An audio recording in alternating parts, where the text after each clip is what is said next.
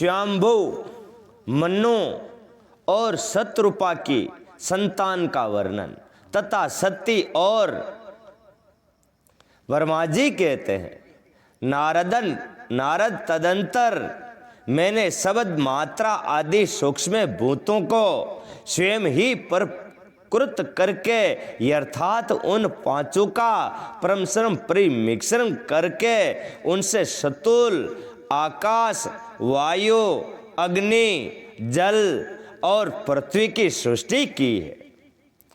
पर्वतों, समुद्रों और वृक्षों आदि को उत्पन्न किया। कला से लेकर युग पर्यंत जो काल विभाग है उनकी रचना की। मुनि उत्पत्ति और विनाश वाले और बहुत से पदार्थों को मैंने निर्माण किया, परंतु इसे मुझे संतोष नहीं हुआ। वर्मा जी आकाश धरती सब कुछ रचा दीदा, लेकिन फिर भी उन्हें संतोष नहीं हुआ। तब सांबे शिव का ध्यान करके मैंने साधन परायण पुरुष की सृष्टि की।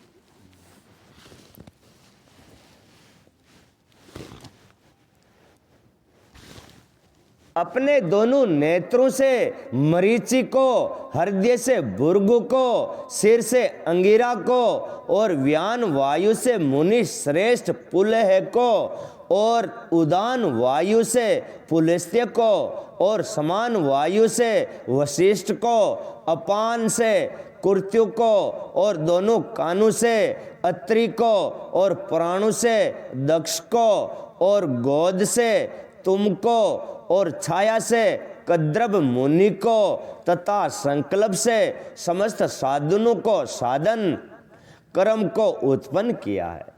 मुनि श्रेष्ठ इस तरह इन उत्तम साधनों की सृष्टि करके महादेव जी की कृपा से मैंने अपने आप को कृतार्थ माना। तात तत्पश्चात संकल्प से उत्पन्न हुए मेरे धर्म मेरी आज्ञा से मानव रूप धारण करके साधनों की प्रेरणा से साधन में लग गए। कौन लग गया? धर्म। इनके बाद मैंने अपने विभिन्न अंगों से देवताओं, असुर आदि रूप में असंख्य पुत्रों की सृष्टि करके उन्हें भिन्न भिन्न शरीर प्रदान किया। मुनि तदंतर अंतर्यामी भगवान शंकर की प्रेरणा से अपने शरीर को दो भागों में विभक्त करके दो रूप वाला हो गया। वर्मा जी, नारद आधे शरीर से मैं क्षत्रिय हो गया और आधे से पुरुष। उस पुरुष ने उस क्षत्रिय के गर्भ से सर्वे साधन समृद्ध उत्तम जोड़ों को उत्पन्न किया।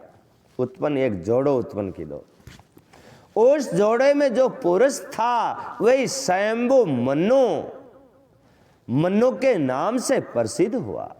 स्वयंभू मनु ऊंचे कोटि के साधन हुए तथा जो क्षत्रिय हुई वे शत्रुपा कहलाई। वे योगिनी एवं तपस्वी हुई।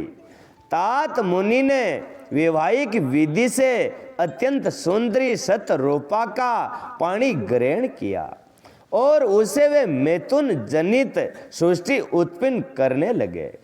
उन्होंने शतरूपा से वेण्य व्रत और उपान पाद नाम के दो पुत्र उत्पन्न किए और 3 कन्याएं उत्पन्न की। कन्याओं के नाम आकृति, देवती और परसुति। मनु ने आकृति का विवाह प्रजापति रुचि के साथ किया। मंजली पुत्री देवती कंद्रप को ब्याह दी और उतान पाद की सबसे छोटी बहन परसुति प्रजापति दक्ष को दे दी। उनकी संतान परंपराओं से समस्त चराचर जगत व्याप्त है।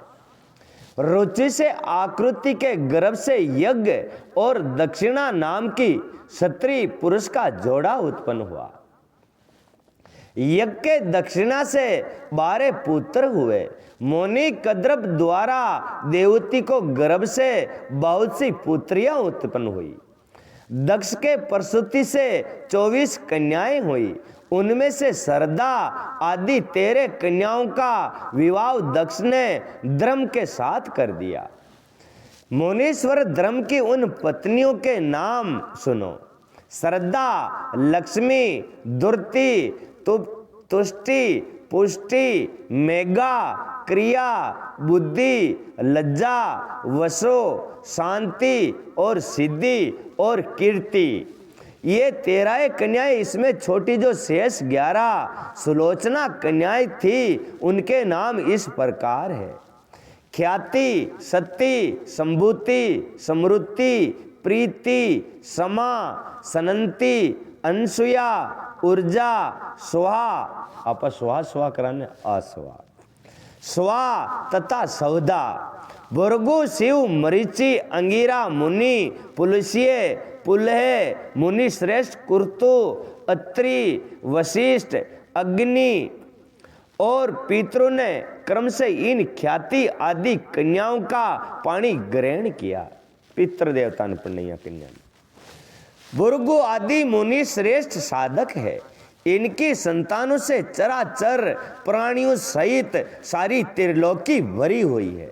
ये ऋषि की औलाद पर जतरा भी है ना, अत्रि ऋषि, रंस यार जतरा भी ऋषि, सप्त ऋषि, हाँ या की औलाद आपा।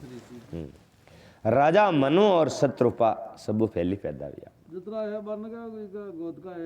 हाँ ये गोत्रा है। ऋषि गोद का है। इस प्रकार अंबिका पति महादेव जी की आज्ञा से अपने पूर्व कर्मों के अनुसार बहुत से प्राणी असंख्य श्रेष्ठ द्विजु के रूप में उत्पन्न हुए। कल्प भेद से दक्ष के 60 कन्याएं बताई जाती है, बताई गई।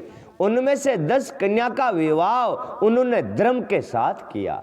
27 कन्याएं चंद्रमा को ब्याह दी और विधि पूर्वक 13 कन्याओं के साथ दक्ष ने कश्यप के साथ हाथ में दे दिया।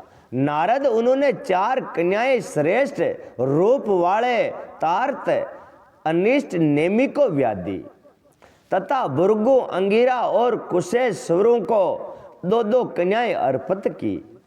उन शत्रु से उनके पतियों द्वारा बहुसंख्यक चराचर प्राणियों की उत्पत्ति हुई। मुनि श्रेष्ठ दक्ष ने महात्मा कश्यप को जिन 13 कन्या का विधि पूर्वक दान किया था, कश्यप जी को या सूरज बाबा जी का बाप पिताजी कश्यप जी 13 कन्याओं का विधि पूर्वक दान दिया था। उनकी संतानों से सारी त्रिलोकी व्याप्त है। सतावर और जंगम कोई भी सृष्टि ऐसी नहीं है जो कश्यप की संतानों से शून्य हो। देवता, ऋषि, दैत्य, वृष, पंछी, पर्वत तथा तृण, लता आदि सभी कश्यप पत्नियों से पैदा हुई है। ये रोकड़ा ब्रोकड़ा जितना भी चीज है।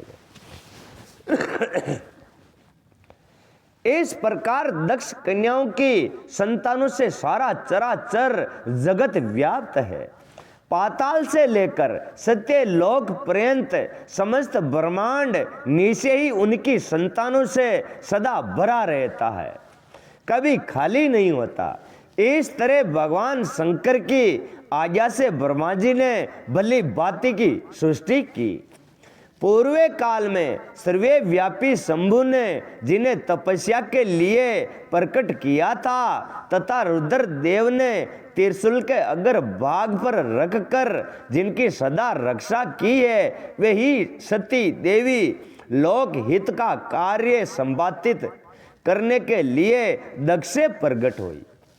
वहां को नाम कहिए उमा देवी, महादेव जी की बहननी।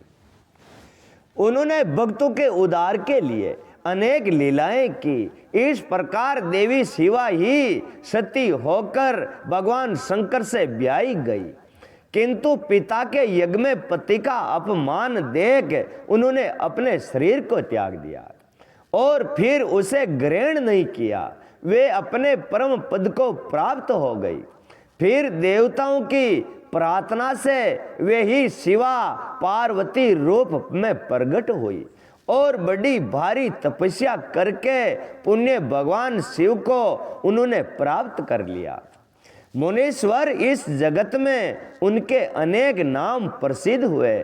उनके कालिका, चंडिका, भद्रा, चामुंडा, विजया, जया, जयंती, भद्रकाली, दुर्गा, भगवती, कामख्या, कामदा, अम्बा, मुंडानी और सर्वे मंगला आदि अनेक नाम है जो भोग और मोक्ष देने वाले हैं। ये सभी नाम उनके गुण और कर्मों के अनुसार है। मुनि श्रेष्ठ नारद, इस प्रकार मैंने सृष्टि क्रम का तुमसे वर्णन किया है।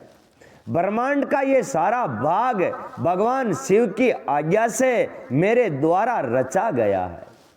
भगवान शिव को पर ब्रह्म परमात्मा कहा गया है।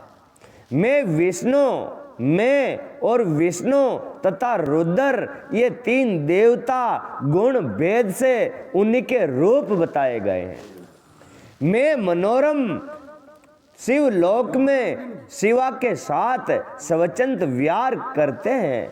भगवान शिव स्वतंत्र परमात्मा है, निर्गुण और